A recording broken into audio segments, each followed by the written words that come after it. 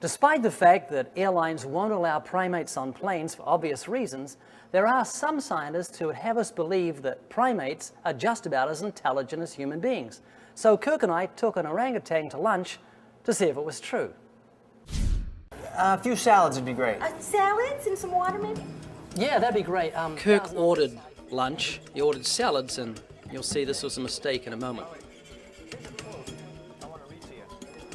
Right at the beginning, the ape began sucking our tracks, and I thought, well, he's got a taste for them, so look at him trying to steer me out.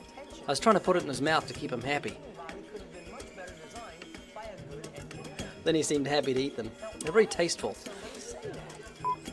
Here comes the salad. In came the lunch. Now, you notice they're salads, but I said to bring a plain salad for the orangutan and to put cheese and tomato on ours, and that caused Bam Bam to break the 10th commandment. He began to covet our lunch because ours was obviously better than his. So I decided I'd give him my lunch. I sacrificed my lunch for this scene.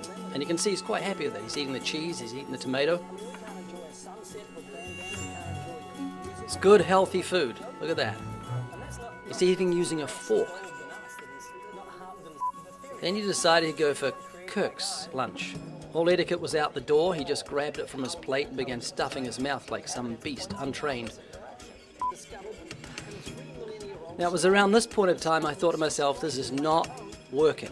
This is becoming a bit of a nightmare. I was actually impressed he was using a fork until he lifted it up like that. I thought I was going to get stabbed. So we decided we'd move all the food, the forks, the books, the tracks off the table and just have a plain tablecloth. He couldn't get up to mischief with a plain tablecloth, but look at what he does. He puts his hand under the tablecloth and then pulls it back like a tent. It was really like having lunch with Dennis the Menace on steroids. At this point in time, he decides he'll suck on the tablecloth. So we decided we'd finish the scene, and look, he's still sucking on the tablecloth. My dream turned into a nightmare.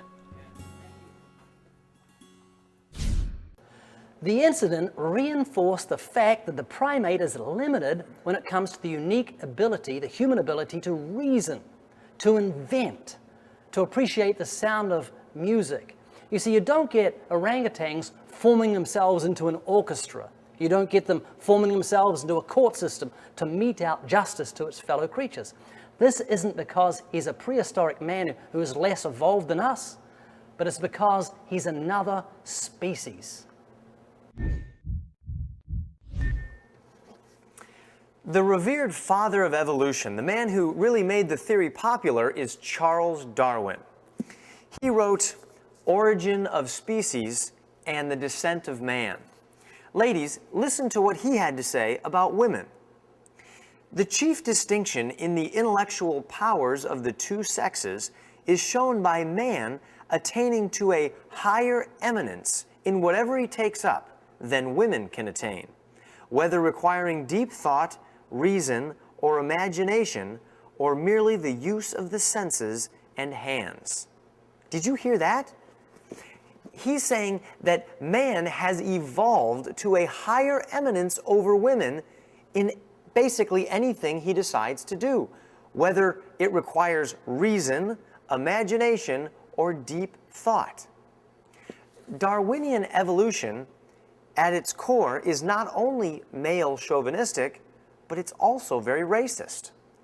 Charles Darwin wants us to believe that black people are less evolved than whites. If we can't convince you of how unscientific the theory of evolution is, perhaps these following experts can.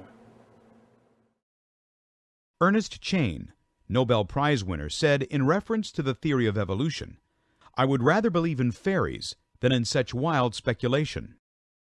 Sir Arthur Keith, the physical anthropologist and anatomist who wrote the foreword to Darwin's Origin of the Species 100th Anniversary edition, said, "Evolution is unproved and unprovable. We believe it only because the only alternative is special creation, and that is unthinkable." Malcolm Muggeridge, British journalist and philosopher, said, "I myself am convinced that the theory of evolution, especially the extent to which it's been applied, will be one of the great jokes in history books of the future. A wise man once said, "Man will believe anything as long as it's not in the Bible." Unfortunately, that is so true.